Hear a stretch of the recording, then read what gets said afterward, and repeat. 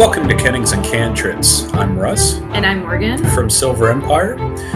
We're here to launch our brand new podcast on heroic, wondrous adventure storytelling. Everything to do with storytelling of any genre and any medium. We're broadcasting our first episode today on location from LibertyCon in Chattanooga, Tennessee.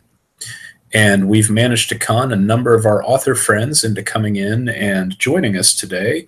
So it's going to be a slightly different episode than what we'll be doing from here on out, but we think everybody will enjoy it. And I think we're ready to get into some of the interviews. First up on our LibertyCon edition of Kennings Cantrips is Mr. Hans Schantz, who, as it happens, lives not that far from us. He works just down the street from where I work as well. We've known him online for months, and this is actually the first time we've met in person. He's here today to talk about several things, and I'm going to ask him about his book and also about the fascinating things he works on in the tech field. First of all, Hans, why don't you tell us what you're working on, and we'll go from there. Sure. My first book was a textbook on antennas, the art and science of ultra-wideband antennas. And after that, after the experience of having to work through a book that has something like 600 or 700 references and hundreds of equations, I felt like writing more, but not another technical book. So I turned to writing fiction and wrote a science fiction technothriller, The Hidden Truth. It's set in an alternate reality timeline in which the 9/11 hijackers hit the Congress and the White House, killing President Gore.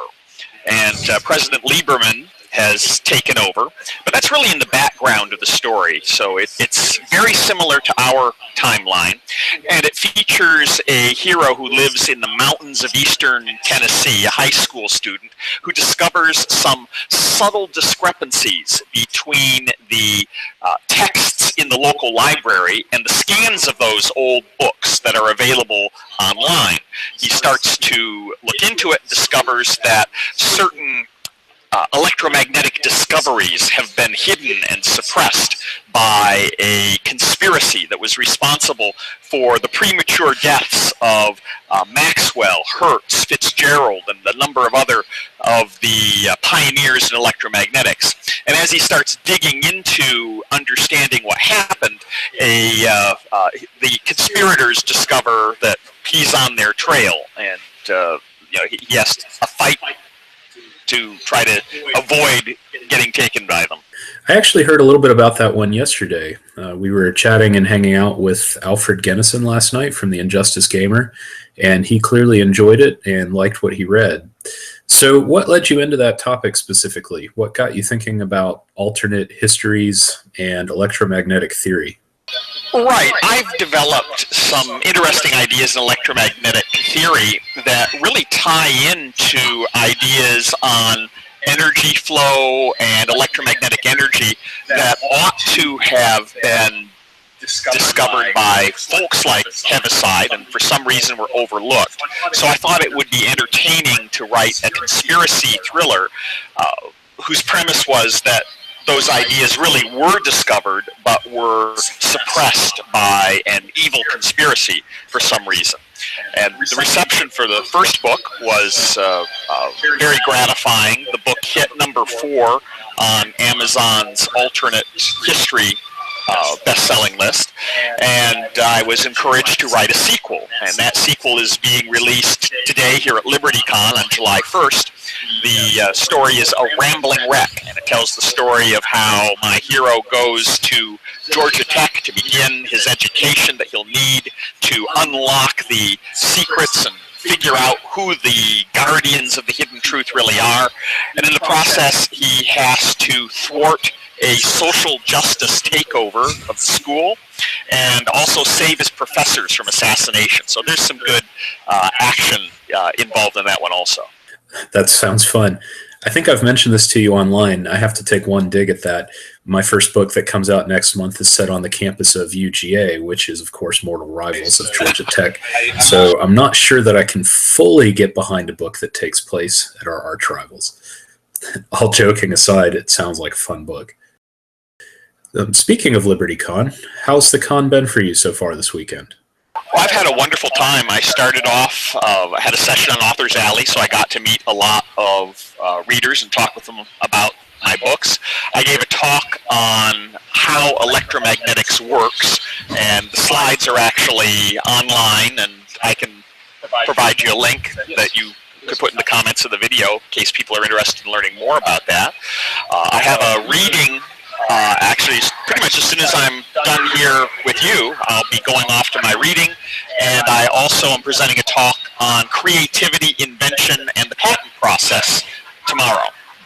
I hope you stay dry on your way down to that. It's coming down pretty hard out there right now. What about you, Morgan? You've been awfully quiet over there. I am awfully quiet. That's what I do. You mentioned that in your new book that's coming out today that there's a social justice takeover at Georgia Tech. And I think it's been interesting recently because a lot of the events of Gamergate and sort of the social justice warrior behavior has really started to make its way into stories. Well, it's been a lot of fun for me because in some respects my book has almost written itself. I just can lightly rework the real world social justice writings of any number of academics and work them into my book. For instance, one of the scenarios I have is a physics professor who wears a colorful Hawaiian print shirt with sexual images on them.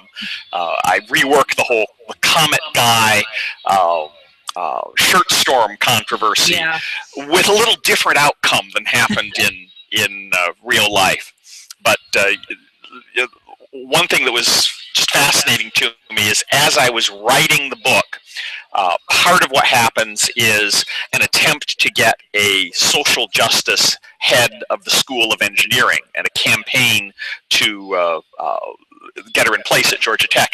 Well, as I was writing it, my alma mater, Purdue University, actually hired a social justice academic to lead the School of Engineering education. And I had a number of my early readers think that a lot of the social justice dialogue and rhetoric that I had included in my book was parody, but it was really just lightly reworked versions of what is happening in real life. That's interesting as well, because going back to what Morgan said, that's happening so much right now, and you pretty much don't have to make any of that up. I've pulled a few things myself out of real-world events. Sometimes the real world throws things at you that are a million times better than what you could come up with yourself. Well, in my first book, for the backstory, I looked at the real-world events surrounding the formation of the Great Smoky Mountain National Park. And when the park was formed, there were assurances given to the people who lived in one of the most beautiful parts of the park, a place called Cades Cove. They were assured that when the park was formed, that their land would be safe, but then those promises were broken, and their property, the small landowners there, their property was confiscated via eminent domain. At least one of the families there subsequently took their 75 cents on the dollar that they got paid for their farm, bought another farm, only to have it confiscated a couple years later when the TVA built Norris Dam. So they relocated to a remote mountain valley out of the floodplain with no danger of being turned into a reservoir just outside of Oak Ridge, Tennessee, and had their farm confiscated again a third time when the Oak Ridge National Lab was formed. But I thought that reality was too extreme for fiction, so I limited myself to 2 confiscations for the backstory of my characters. Sometimes it is. It's amazing the things I read about these days. You can't make this up. And if you did, nobody would believe you. Why don't you tell us a little bit about what you do when you're not writing? Sure. My background is in theoretical physics, in understanding. I've been working lately more as an applied electromagnetic engineer. I started off my career doing antenna engineering. I wrote a book, The Art and Science of Ultra-Wideband Antennas, and I also took that electromagnetics background to develop a technology for doing indoor location. It's called near-field electromagnetic ranging, and it exploits the properties of low-frequency, long-wavelength radio signals. Our company's products can deliver location to an accuracy of about a foot or so, and it's being used in about a third of U.S. nuclear plants for training. We recently installed a system in a 30 building, 500,000 square foot military operations urban terrain training center that tracks company level operations in building clearance so that the soldiers can get feedback and after action reviews of their motions, how well they cleared the buildings, how well they performed their operations. So it's used mostly now for high-end training applications. We have a pilot with a university intensive care where they're using it to track nurses to do product streamlining, process flow optimization studies of how the nurses interact with their patients in that environment. So there are a lot of applications where you need to know where people are to a higher degree of accuracy than is available with the conventionally available Wi-Fi or Bluetooth-based location systems. Is that the kind of stuff that that like Disney is looking at implementing for tracking their janitors when they work? I'm not familiar with that technology. Are there any sequels in the works for your two books? Good question. I haven't decided yet.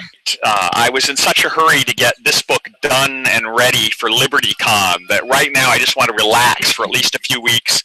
I have a day job I need to be focusing on, so I'll have to wait a few weeks before I finalize my plans. I'm considering doing a nonfiction book for general audiences on electromagnetics and how it works.